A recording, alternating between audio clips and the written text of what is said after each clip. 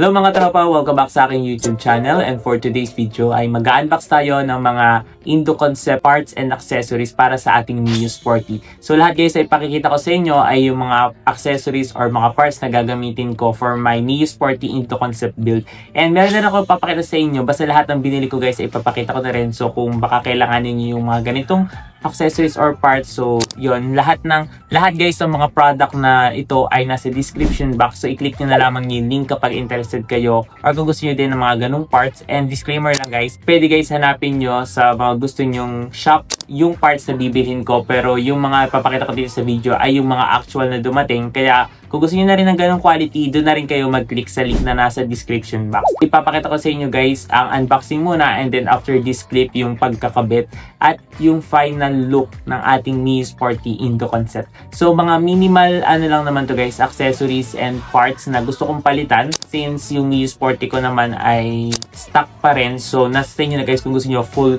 Indo Concept build or mga Indo Concept inspired lang. So parang ganun guys. So mag-unbox muna tayo, and ilalagay ko na rin dyan sa screen. Gada-unbox natin yung kanilang price para ma-idea na kayo kung magkano nga ba yung mga parts na binili.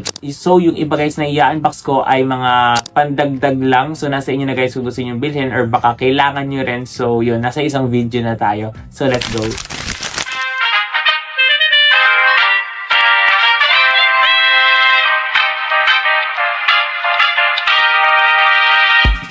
Hi guys, so una natin i-unbox ay itong ating cowling head. So ito yung kanyang packaging kapag dumating sa inyo, kaya sure na safe. Then lahat ng link guys ay nasa description box. So i-unbox muna natin to.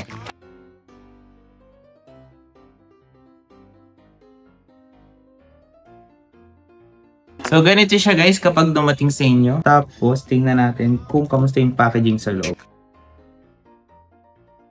Ayun guys, ganito siya ka-safe, kaya maganda at sure na hindi talaga siya mabibiak.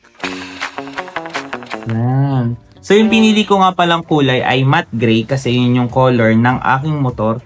And titingnan natin kung kakulay ba siya. Ayun! Kakulay siya mismo. Ayun guys, so ito mas maganda yung pagka-matte gray niya. Ipapakita ko sa inyo guys yung unang dumating sa akin galing sa ibang shop. So hindi ko na i-mention ko anong shop yun. Pero ito yung unang dumating sa akin. Ayan. And dumating siya sa akin guys ay may basag. Kaya ni-return ko. Tapos naghanap ako ng bagong shop. At ito yon, ito yung shop. So yung link nito ay yung nandyan sa description box. Kaya doon na rin kayo bumili. So makapal din yung kanyang pagka-cowling head. Tapos mas maganda yung pagka-matte niya. Kasi yung unang matte na dumating sa akin sobrang gaspang. Hindi ganito na matte na parang alam mo yun, makinis siya. Siya parang basta lang pinatungan. Parang siyang sandpaper ang style, pero ito hindi. Medyo smooth pa rin yung kanyang pagkamat. Tapos ito yung mas malapit ang kulay doon sa original na matte gray. Kaya nagustuhan ko. Tapos ayan. So far wala namang basag and lahat naman ay ayos. So ito yung ating first na pyesa. Kasi i-upgrade natin siya. Okay guys, next naman natin i-unbox ay itong H2C side mirror for our Yamaha Mio Sporty. This one is for Indo Concept. So guys, na-score ko tong H2C side mirror to for only 236 pesos. And ganito yung kanyang itsura guys. So balot na balot siya para ng bubble wrap. So ganito yung itsura nitong H2C side mirror. And then yung pinili ko ay yung short stem pa rin. Pero this one is silver. So na-score ko sila guys for only 236 pesos. So guys, ang next na i-unbox natin ay yung Legit Moto na footrest. So ito guys ay yung So next natin i-unbox ay itong Legit Moto Mio Sporty Alloy footrest. So ito guys ay for Mio Sporty na binili ko. And ito guys ay yung silver, ito yung alloy na footrest. So papanta ko kasi guys yung footrest ko. Ayan. So ganito yung kanyang itsura. Ito guys ay alloy na and isang buo na siya. And na-score ko nga pala to mga bossing for only 618 pesos. Okay guys, another parts natin na itong Mukoto na Mio Sporty Silver brake lever. So ito guys ay na-score ko for only 212 pesos. So ito yung CNC alloy na Mukoto Mio Sporty brake lever. So yan. So ganito yung kanyang itsura. Tapos guys, ito yung style or ito yung quality. Teleco alloy. Yan. So ito yung kanyang quality. Tapos meron din ditong adjacent. May mga adjacent din dito guys na makikita ninyo. para sa inyong lever. So ito ay isang pair na. So ito mga bossing ay isang pair na, kaya maganda din, good score din to. So gaya nga nasabi ko sa inyo guys, hindi naman lahat ng i-unbox ko ay required for Indo concept. So meron ako mga sinama na baka gusto nyo din. So ito yung, so bumili din ako na itong bagong classic horn set. So this one ay yung Hella classic horn set. So ito ay yung original one na na classic horn set. So this style siya kasi ang meron ako ay yung Piyaya ba tawag doon? Pia na horn. So papalitan ko siya nito para mas classic, and this one ay dalawa na. Malakas din siya guys kasi dalawa siyang disc na magkasama, isang high and low na parang katunog to ng mga nasa stock ng mga Fortuner or ng mga 4 wheels. Yun, stock siya. Parang ganun yung style ng kanyang tunog. So, syempre susubukan din natin to, and na-score ko to mga bossing for only 234 pesos. So, dalawa siya guys. Ayan. Then, malapad to Hindi siya yung normal. Ayan sobrang lapad niya, tapos elevated to ng konti. Kaya malakas yung kanyang style. Pero pakikinggan din natin. Hindi siya yung kagaya ng normal na disc horn na maliit. This one ay malapad. Ito guys, yung kailangan din for Mio concept na pwede din yung kailangan for Indo concept ng Mio Sporty. So itong binili ko guys ay yung domino handle switch. Mayroong pass light, tapos naka-indicate na rin sa kanya guys yung hazard. So ito yung color red ang pagka-handle switch. So dalawang pair na siya. Akala ko isa eh. So yan, dalawang pair na to mga bossing, and na-score ko to for only 244 pesos. So ganito yung kanyang style. Ayan, may kasama na rin nga pala siya dito for choke. And ito yung style nung kanya para sa right, para sa left. Ito yung may pass light. Ayan Bali, mapapa-indicate nyo naman dito yung sa pass light. Hindi ko alam kung makikita nyo dito. Pero focus. Ayan, mapapa-indicate nyo dito yung sa pass light mga bossing. Ayan. Ito yung ulit yung kanyang hazard. Tapos ito yung sa right. Ayan, pwede ito sa mga Mio Sporty, pwede sa Aerox. Ayan, nandun lang yung link sa description box. Meron siyang kill switch. Pero hindi ko alam kung gagana to sa ating Mio Sporty. Pero okay lang, mahalaga guys itong nakabukod na yung park light sa mismong main switch. Kasi yung unang version nito guys, pag in-on mo, buhay na rin ang park light at headlight. But this one, kabukod na rin siya. Tapos ganito yung style niya sa likod. Lahat naman ng wire guys ay naka-sealant. So, hindi siya mababasa. Safe siya sa basa. Okay, so another one ay itong Kobe sticker remover. So, ito naman guys ay hindi nyo kailangan sa inyong mga Indo concept. Bumili nga lang din ako kasi magpapalit tayo ng decals, and merong mga decals pa rin ng stock yung aking Mio Sporty. So, para walang maiwan na dikit nung adhesive, so gagamit tayo nitong Kobe sticker remover. So na-score ko lang to mga bossing for only 128 pesos itong ating sticker remover. So guys, ito yung ating decals for Mio Sporty. Ito yung pang Indo concept na. Ito yung para mas maganda yung dating ng ating Indo concept build. So na-score ko lamang to mga bossing for only 206 pesos. Ang tawag sa kanya ay yung Mio Amor Sporty Tribal Fire Decals. So, ganito yung kanyang itsura. Tapos mga bossing, may binili din ako na motorcycle cover. Ito guys ay in advance ko na kasi nga sabi ko pag nabuo ko siya, syempre para hindi maggabukin, para hindi magdumi, lagyan siya ng car cover. So this one naman ay para dito lang, kahit nasa grahe dito sa bahay ay meron siyang cover. So ang binili ko ay yung tela, kasi pag yung binili ko ay yung parang yung medyo matigas, naggagato kasi yun, nalalaglag siya kapag nababasa at sinitan. Kaya ayoko nun kasi nakabili na rin ako nun. So ito mga bossing ay yung ultimate water cover na water resistant din naman, pero siya ay malambot. And nabili ko lamang to guys for only 120 pesos. So meron siyang kasamang bag. Tapos sa loob guys, nandun na yung pinaka pang cover ninyo. Tapos mga bossing, bumili ako ng fender bracket. Ito ay para sa mga fender ng ating mga Mio Sporty. So ito ay na-score ko lamang for only 122 pesos. Kasi guys, yung normal na Mio Sport, na fender na Mio Sporty, diba, gumagalaw yun kapag naka-idle ka, lalo na pag ma-vibrate. So ito, maiwasan nun yung paggalaw. At also, baka magamit ko din to kapag nagpa-fender fitment ako para magmukhang mababa yung motor kahit na yung body niya ay yung stock height pa rin, or yung default height. Bali, ibababa na ng konti yung kanyang fender para umangas tingnan. Another one naman mga bossing ay yung ating gas tank sticker. So yung pinili ko na rin ay yung Indo style, yung kanyang design. Kasi yung aking gas tank guys, pwede ko siyang ipa-repaint. Pero kasi hassle pa mag-repaint. Kakalasik ko ko pa ng buo. Ito guys, papatong ko lang siya dun sa kanyang ibabaw para matakloban yung mga dents. Kasi may mga sticker yun before tinanggal ko. So may mga dents na rin and luma na or matagal na rin kasi yung Mio Sporty ko guys. Kaya kailangan ko na rin takloban yung dents. So para naman bumagay na rin sa concept, ito na lang yung naisip pa kong gawin. So ito mga bossing, nabili ko lamang for only 93 pesos. Again, nandyan yung link sa baba. Tapos guys, dahil may mga dents yung aking fender, kung papaldo ko ng buo yun, medyo pricey din. Kaya naisip akong bumili nitong kanilang paint pen pala. Ayan, paint pen mga bossing yung tawag dito. At yung color niya ay gray. Though yung aking motor guys ay matte gray. So titingnan ko kung magmamatch itong gray. I-update ko kayo dyan sa screen kung nagmatch ba picture ng before and after. So na-score ko lamang itong mga bossing for only 92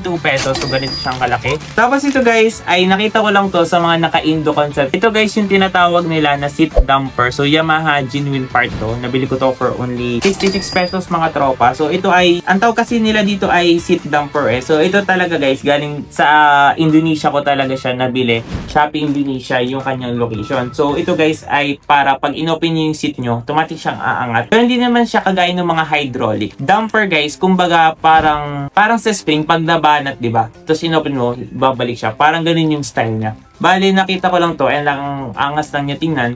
So ito na lang yung bili ko. Kasi guys, kung hydraulic yung bibiling ko, very visible siya. Tapos ang hassle pa nun kasi bubutasan ko pa yung upuan. Tsaka yung pinaka utility box para may kabit. But this one kasi, i-insert nyo lang siya dun sa pinaglalagyan ng mismong upuan. So ito yung magandang gamitin. Tapos guys, bumili ako nitong mga labels. Ito ay yung genuine na labels ng mga motor, especially Yamaha, kapag bumili ka ng stock, di ba? So yung akin naman stock, kaso kasi matagal yung mga sticker. So gusto ko lang siyang palitan para magmukha siyang maganda, para bumukha siyang new yung yung pinaka-label. So papalitan ko lang siya and ito yung mga binili ko.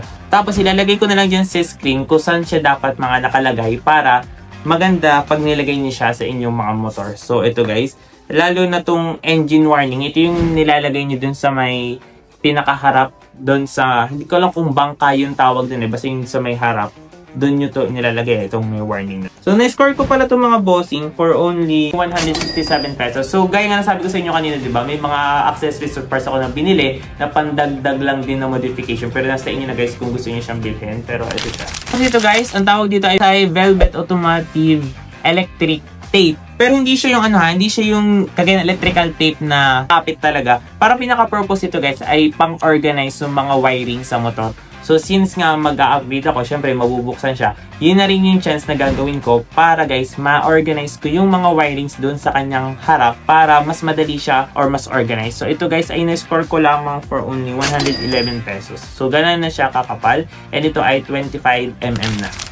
Tapos guys, ito yung tinatawag nila na 3M tape. Ito yung lagi nyo mababasa sa mga car group. Kasi ito yung ginagamit nila pang-install ng kanilang mga tinatawag nilang tail duct spoiler. So ito yung ginagamit nila. And gagamitin ko lamang to guys kapag tinanggal ko yung emblem ko na Mio. So tatanggalin ko yun, tapos ibabalik ko din, ay papato ko sa ibabaw ng sticker. Kung babagay lang ha, ito yung gagamitin kong adhesive. So nasa nyo naman guys kung gusto nyo ng ganito. And nabili ko lamang siya guys for 92 pesos. Ito yung 3M Strong Permanent Double-Sided Adhesive guys. So naman guys, ito naman ay hindi required para sa Into Concept. So may mga binili lang ako na isahan na kasing shipping. So ito ay yung multi-use oil for rust removal. So ito yung pantanggal ng rust, kalawang, tsaka pang palusin din ng yung mga magaganit na. Example, yung footrest magaganit na. So pwede siyang lagyan nito. Nabili ko lamang to for 146 pesos. Pero ito, madali nyo lang ito mahahanap sa mga tindahan ng mga shop. Madali naman siyang bilhin. So bumili lang din ako para isang shipping. Ito naman guys ay decreaser. So engine decreaser siya. Ito yung i-spray mo lang, yung magbabubble, tapos hindi mo na kailangan hugasan or banawan para mawala yung mga dirt. So automatic yung palalambutin and then kapag nalaglag siya, i-wipe nyo na lang para mag-dry. So good siya sa mga engine, lalo na kasi may mga electrical. So kasi guys, kung makikita nyo, ilalagay ko lang dyan sa screen, sobrang dumi na ng engine ng Mio Sporty ko. I mean, nabuksan kasi siya once kasi bihira ko mabuksan yung mga fairings na kasi ang daming mga bolts. So, nabuksan sa once and nakita ko, nung sobrang kapal na nung, parang dumikit na talaga dun sa ibabaw nung nagpalinis ako ng carb, yung mga dumi. Kaya naisipan ko siyang linisin. Kaya ito, binili ko. Itatry natin siya. Ito yung engine cleaner. So, nabili ko lamang to mga bossing for only 111 pesos yung gantong bote. So, 650 ml na siya. Ito naman guys, ay decreaser din. Pero ito naman in the form of liquid. So, bumili din ako para isahan na siyang linis. Or pang-stock ko din kapag maglilinis ako ng motor. Kasi nga, i-upgrade siya. So, for sure, mabubuksan to buong to. So, yun yung chance ko para linisin na lang po yung motor. So, kung ayaw nyo ng foam, pwedeng gantong decreaser. Nabili ko lang to for 101 pesos. Ganun na siya kadami. Hindi lang siya sa mga motor ha. Sa lahat siya. Basta decreaser siya guys, sa lahat siya ng mga sasakyan. So, yun, kung marami kayo basta sasakyan na gusto linisin, solid na itong bilhin mga tropa. So, na-score ko lang siya ng 101 pesos. So, yan, very solid na to. Tapos guys, ito naman, bonus lamang to. Ito yung universal motorcycle helmet bracket. So, kung nasira na yung mga bracket ng helmet nyo at maganda pa yung helmet nyo, huwag nyo itapon guys kasi pwede nyo siyang paltan. Ito yung universal. So, ang binili ko ay yung may 10 gears. Ayan. Ganito siya kahaba. Tapos, ito yung sa female. Ito yung sa male plug. So, igaganito nyo lang. Bale, dito nyo lang i-insert yung inyong strap. Tapos, dito, itatahin nyo lang din para magamit ulit siya. So, na-score ko lamang to mga bossing for only 79 pesos. So, yun guys. Kung ayos pa yung helmet yun, ito lang sira. Pwede nyo itong gamitin. Hi guys. So, ang ating last na i-unbox ay yung galing sa Bro Speed. So, ito yung M-Power Racing na front shock for Mio Sporty. Sakto kasi guys, yung stock na front shock ng Mio Sporty ko ay nagkaroon ng tama kasi hindi ko napansin na wala na siyang oil, less na lang yung fork oil niya. So, bumili na lang ako ng bago para mapalitan natin. So, na-score ko lamang to mga boss for only 611 pesos. So, i-unbox natin para makita.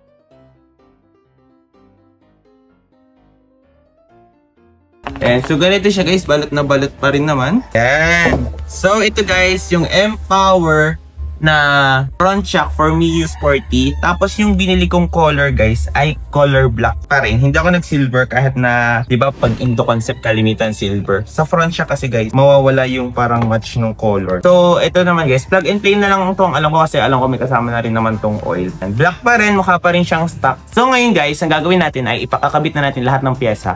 Bibidyohan ko, pakita ko sa inyo. Tapos, basta lahat ng mga product link ay nasa description box.